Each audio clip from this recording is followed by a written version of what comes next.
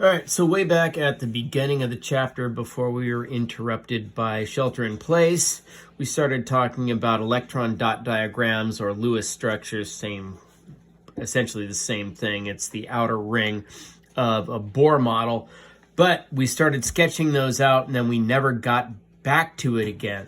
Well, the big thing, it wasn't that important when we were looking at ionic bonding, but it's going to be important when we start covalent bonding. So you need to get your journal. I'll go ahead and wait. Or hit pause, because I'm going to go ahead and keep going. So we started off by drawing out an imaginary box around a few of these and practicing a few for an opener way back a few weeks ago. Today we're going to discard our training wheels, so we're going to move on. First I'm going to just redo with the training wheels phosphorus, which is in group 15, so it has 5 valence electrons. So we just go 1, 2, 3, 4, then we start pairing them up.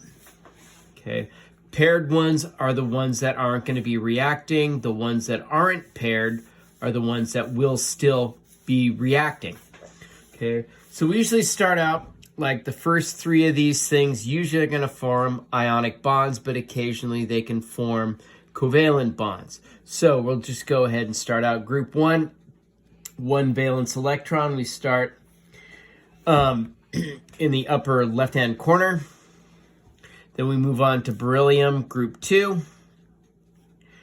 First, then the second. Boron, group 13.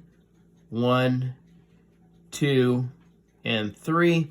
Carbon, 4 valence electrons. This could become really important later on. Carbon does a whole lot of things because it has 4 places where it can bond.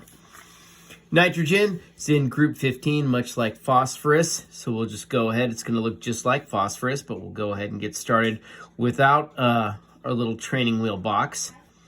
1, 2, 3, 4, then paired up. Oxygen, 6 valence electrons, group 16. 1, 2, 3, 4, 5, and 6. Has 2 paired electrons and 2 unpaired electrons. This is going to make it more reactive than nitrogen.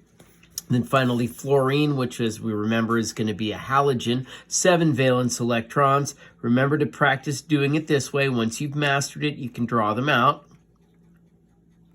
4, 5, 6, and 7.